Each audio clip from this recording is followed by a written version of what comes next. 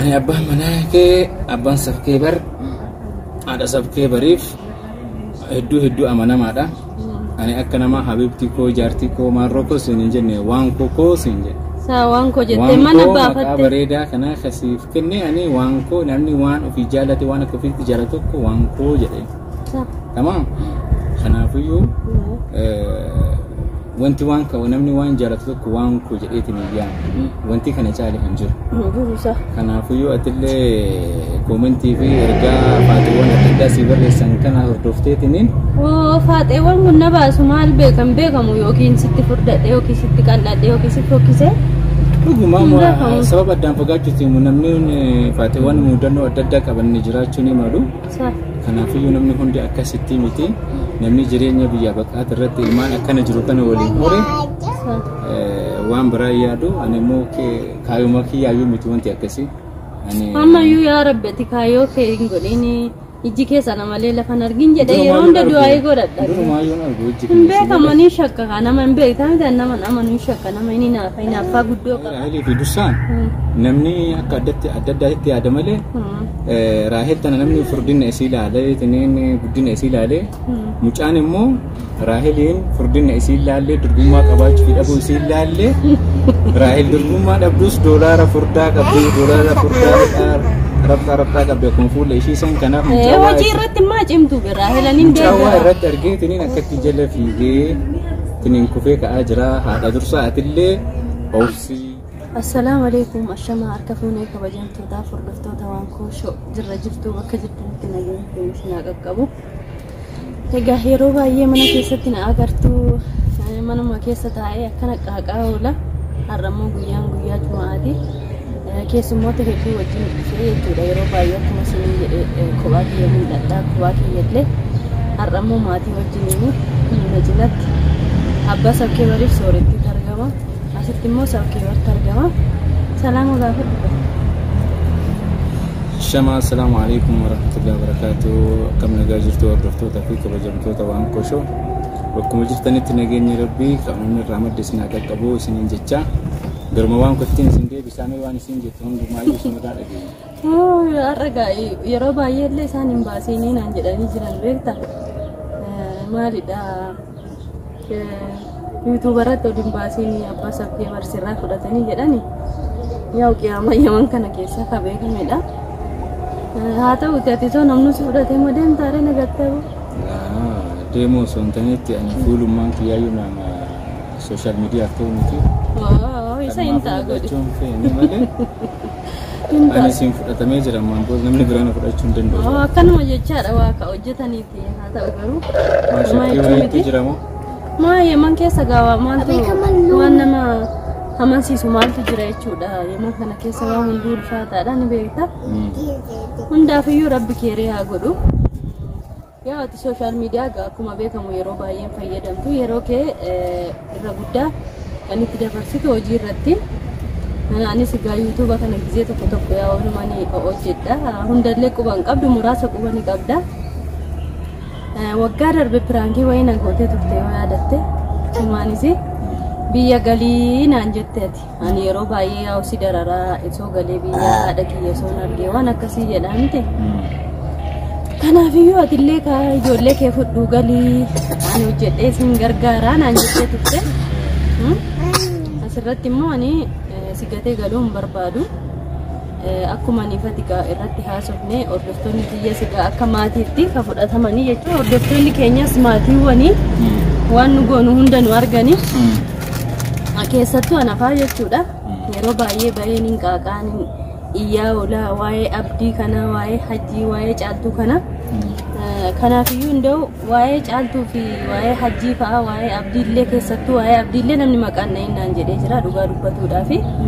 Akkuma beektudha waan ramadaana keessa dabarsinee nuti illee manatti ofitti fudhannee waa meeqa gochaa turre nama godhanillee godheen hin taatu jedhamu rabbiif jecha ilmaha amma immoo abdiin gara magartuutti illee deebi'ee jira ammallee waan koo jalaa nafiini naan jechaa jiranii hangaruu keessa hin jiru atis jalqabaatirra waa'ee abdiitii fi waa'ee magartuu kana namni nama jaalate daarektiin deemu hin daarektii deema jarri kuni jaalala dhugaa walirraa qabanii deemanii dadhabbiin kee jarri kun walitti deebi'uun isaaniin oolu dadhabbiin kee kuni lafatti hafaa lakkii haadha sabkee bartaa'i abdiin akka nama hiriyaa tokkotti narra namni isatti dhiyaatu jiru waa'ee magartuu kanarratti ani yogguu tokkorra lamarra haasofsiiseen ture abdiin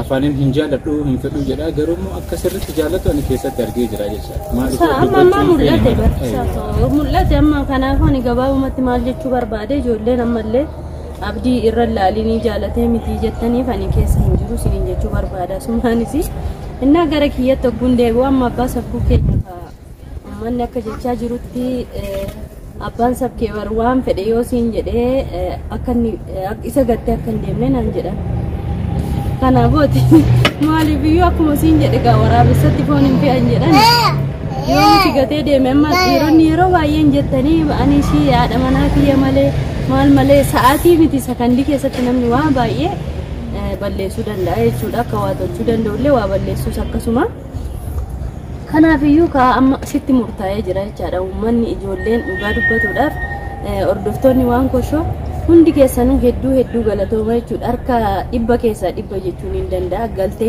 gatteenii hin galiinii haadha sabkee bar jireenya kee akkana bareedaa kana balleessitaa taa'e isa guyyaa siqi taa'e ba'a deemni kan mali innaa jireenya kee bareedaa kana balleessitaa naan jechaa jirtanii dhugaa waaqayyo hedduu galatooma maaliif iyyuu ana daran anaaf nama yaadu jira jechuudha edaa nama qabaa jedhe baay'ee gammadu namni siif caalaa siif yaadu jiru maaliif anaaf yaadanii jireenya keetirratti murteessaan jireenya keenya irratti murteessaan anaaf si isaan yaada isaanii kennuun isaanii gaariidha yaada kennanii ammasi kanas ta'e sanas murteessitti murtaa'ee jalan dubbatatiin ani hin deemu si gatee siin jedhee miti durallee ammallee si gatee hin deemu yoo waa qopheeffatte immoo ifuma galaa haadha sabkuu kiyyaa omaa naan taane ati yoo jette omaa rakkoon qabu maaliif iyyuu ati nu ariifachiise malee ambar durumaayyuu gaafa yaada muraanni keenya nu guute gaafa haalli nu mijaa'ee fedhiin keenya nu guutame jedhee nu hundumtuu bakkuma tokko yaanee maatii keenya ilaallee deebinaa siin jedhe garuu ati obsa dhabdeetini harmee koolaa yaadee akkamilee harmee koo arguu fedhaa jettee waan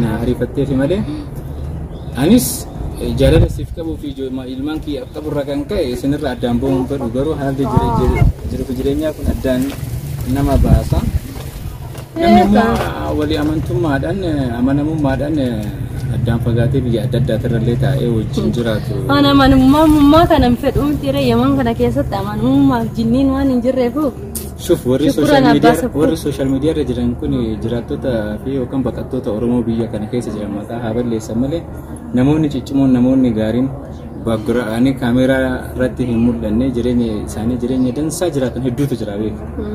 Kanaafuu maqaa walitti nama qabeetiniin warri social media kun akka tokko nu godhan malee miskiin akka kiyyaa kun ifa ka dhokateetiin hin jiraatu mee miskiin ne isaan wajjin maqaan dhaamaa jecha.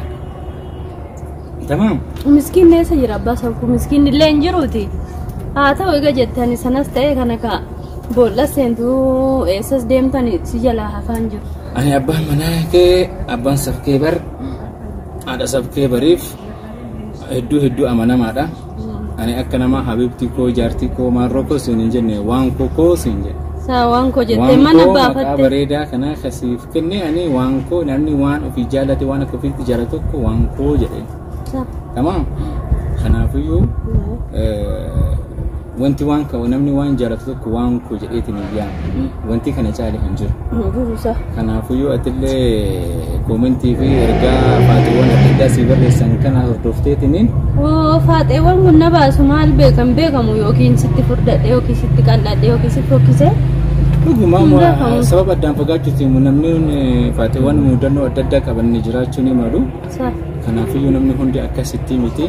Namni jireenya biyya baqaat irratti ilmaan akkana jiru kana waliin hore waan biraa yaadu ani immoo kaayuma kiyyaayyuu miti wanti akkasii. Ammayyuu yaa rabbi kaayoo kee hin godhini ijji keessa malee lafa argin jedhee yeroo hunda du'aa godhadha. Hin beekamu ni shakka nama hin beektan nama amanu shakka nama inni naafa guddoo qaba. Kanaafiyyuu egaa mee rabbi haa ta'u hundaafuu hordoftoota fi kabajamtoota keenya kana isiin ofumaa of keessatti jeequmsa waan akkasii uumti malee ani nama akkasiitii miti muxawwaadha. Muxawwaa jedhanii waa fidanii godhi. Kana waan taatee fi shakkii akkasii of keessaa baasetti du'aa nu godhi akka Rabbi yaada muraada keenya nu guutee siniin nu hunduu maatii qabnaa maatii keenyas keetis gallee wajjin nama argu Rabbi nu haa taasisu. Ergaan ani siif qabu tokko yoo dandeesse yeroo hedduu deddeebi'ee si himee jira isaan duratti illee sitti hima. Abdii magartuu jettee tiniin uummata ganda seeriitii fi asiifachi waan adda addaatiin deemu kana jala hafee jira. Aarsaa guddaa kafaltee jirta ammaan booda garuu karaa ittiin beekne miidhaan sirra ga'uu danda'a. Kanaafuu uummata kana jala hafii jedhaanii yeroo hedduu deddeebisee hin dhageessu asumaanillee miskiinummaa kiyyaaf miskiinummaan kee miskiinni ana siif caaleen jiru waan asiin jedhu dhaga'uu qabdaa siin jedhu gabaa uummata hordoftoota kee duratti. Hayyee dhaga'ee jira. Maal godhee mee namuma biraa fi namni baay'een hafi jalaa naan jedhamee kunoo waa'ee Raahel kanallee quba qabda waa'ee Raahel kanallee mataan na dhukkube baay'ee takka aaraa jiranii dhugaa dubbatuudhaaf jechuudha. Waa'ee Raahel maas fakkaata waa'ee Raahelii fi dursaan namni akka adda addaatti yaada malee Raahel tana namni furdina isii ilaalee tiniin guddina isii ilaalee mucaan immoo Raaheliin furdina isii ilaalee durgummaa qabaachuu fi dhabuu isii ilaalee Raahel durgummaa dhabdus doolaara furdaa qabdi doolaara furdaa rabtaa qabdi kun fuula ishii san kanaaf hojii irratti maa cimtu Raaheliin deebi'aa irratti argee tiniin akkatti jala fiigee tiniin kufee ka'aa jira haadha dursaa atillee obsii. Haadha dursaatti ishee katti qaraasisi mucaan maraateetu malee jedhan akkasirratti maal jetta dhugum maraate moo ani kana waan naagalaa jiru. Jaalala dhugallee ta'uun malaa kun hin beekamu jaalalli xiqqaa fi guddaa hin qabu asirratti namoo waan hin taane dubbachuurraa obsaan eeguu barbaachisa. Sababni isaan irratti wal jaalatanii maal akka ta'e osoo addaan hin baafatin dursanii yaada kennuun gaarii miti. Garuu kaadoo goggora bar namoonni amma namoota 100% akkas deeggaraan ni jiranii haa heerumtu maaltu isin naqee. Waa dhugaa isaaniiti. Jedhani. Nama ishirra guddaa yoo jaalate mucaan kun mirga isaati. Mirga isaati garuu kan muccuuti immoo intalli keenya qabatuu qabna. Haati boossee harkitee akkasiin naan jette nagarre. Ilma dhiiraa haati waan jaalala duraan kennuuf haadhaaf kennu mucaan kun irraa hin hanqisin waan duraan ishee godhu irraa hin hanqisin malee. Hanqisuu dhiisee kun amma beellamaaniin arrabsaa jiranii Raaheliif dursaan Raahel kunoo dheengadde kana nagarre miilli bokkokee gammaatu dha'uuf deema. Osoo haadha dursaa deembitu kuftee cabdi jedha. Haadha dursaa nama dursaa fakkaattu fagootti ilaaltee osoo dursaa dhuma isaan jettee ilaaltu kuftee cabdee si ati na shoofta ina shoofta akkasitti alaa kulli haalati. Rabbi kaamee du'auma godhanii ijoolleen hunduu wallaahi kunoo kan akka jaartii hajjii kanaa kana fa'aa kan akka magartuu kana fa'aa wajjin waamamnee magaalaan kun guutuun baxabbatamaa jiraati. Hundaafuu Rabbi keeree haa godhu hordoftootaaf kabajamtoota kiyyaa dhugaa dubbatuuf hedduu nama jibbisiisa wanti as keessa deemaa jiru wanti godhamaa jiru hundiyyuu an baay'ee jibbee jira jechuudha. Xiyyeeffannoon kee guddaa waan as keessatti deemuu miti. Xiyyeeffannoon kee jireenya keetii fi jireenya kee qofarratti ta'uu qaba. Ta'uu qaba garuu nama rakkatee sitti dhiyeessee sitti dhufee jedhe namni ari'atu bira dhaabbadhu. Hayyee abbaa sabee marii biyya malillee nama tokko karra mana kenna. Hayyee dhaggeeffadhu mee amma mee ati dhaggeeffadhu mee namni kun Oromoo afaan takka dubbanna nama kee mitiiti namaan baccinaan dhaabbannu mee maaliifuu namuma keenya waan ta'eef. Oromoon hundi nama gaarii miti. Oromoon hundi immoo nama badaa miti. Kan addaan baafattee beekuu qabda. Kanaafuu ani mee nama dhufee rakkadhee haadha sarkee baruudhaan dhaabanii akkas ta'ee naan jedha akkam nama jabaadha biyya hambaa jirra. Nama dhufee akkas hin jedhe naan maradhuuti anaaf situ waliin maradheetiin hin murteessa ammaan booda wanni abdii wajjin taane kana sani jenneetiin dubbachuu barbaadu waan hedduu waan ta'eef ammaan booda nama wajjin dadhabbii akkasii hin barbaachisu. Ilmaan keetii mana keetii qofa dadhabuu qaba. Inshaallah ilaalla ka hundaafiyyuu akkasidha uummata keenya qaalii har'a kaafataa zanaa jechaa jirra maatii keenya wajjinii jechuudha. Jumaadha guyyaanii jumaa mubaarakillee isiniin jenneerra gaa kanuma isiniif ibsuuf dhufnee waan haaraa waan isiniif qabannee dhufne takkallee hin jiru. Egaa ishiin kun soorettii jedhamti soorettii sabkee bar abbaan sabkuuse gaafataa zanaa jedhee jiraarra jalaana waa maraattuudhaaniin eega duubuma deemee malee jalaa hafaa hin jiru isiniin jedha uummata keenya. Egaa oolmaan har'aa kana fakkaata yaada keessan koomantiin nu barreessaa hundi keessan waan na jaallatanii na kabajanii yaada keessan dhugaa na barreessitaniif immoo hedduu tokko galatoomaa hedduun isin jaalladha isin kabajaa maaliif yoo jettanii haadha sabkuu jiruu kee yoo diiguu barbaadde malee dhiiftee hin deemini abbaa saffuu naan jettaniitu dhugaa keessanii namni guyyaa takka lama dhiisaatii waggaa takka dhiisaatii daqiiqaa keessattuu waa hedduu bada akkuma isiniin jedhe keessattuu wanti magaalaa kana xiqqoo sodaachisaadha xiqqoo nama dabbarallee kanaafiyyuu anis ka yaada keessan hojiirra oolchee abbaa saffee warqiisee hin galuu yoo gallees walumaanii rabbiin riskiin isaa fidu ispoonsarallee naa ta'a isiniin jedheera asina baasa inna bayo biyyuma kana taa'uun fedhu osoo haalli naa duutee waan tokko naa mijaa'ee jechuudha hundaafiyyuu ani kaniin asittis hafee fi ijoollee biyyaaf haala mijeessuu waan biyyaan baay'oo akka yaadan namaan taatu ilmihim fayyaa qabna nagaa qabna alhamdulillah waan hunda caalummoo ilmi namaa kun fayyaa qabaachuudha isiniin jedha hordoftootaaf kabajamtoota keenya. Egaa hordoftootaaf kabajamtoota keenya har'aaf egaa ishuma kana isiniif qabannee dhufnee jirra galatoomaa jiraadha bakka jirtanitti nageenyi keenya isin haa qaqqabu du'aayin godha hamtuun tokkollee akka nun argine isiniif hamtuun tokko akka isin argine yaada muraada keessaa rabbiin isiniif haa guutu yaada keessanis koomantiin nu barreessaa waan jaallattanis waan jibbitanis waan feetan jechaadha nuuf sirreessuuf immoo qophiidha isiniin jedha ergaa qabda.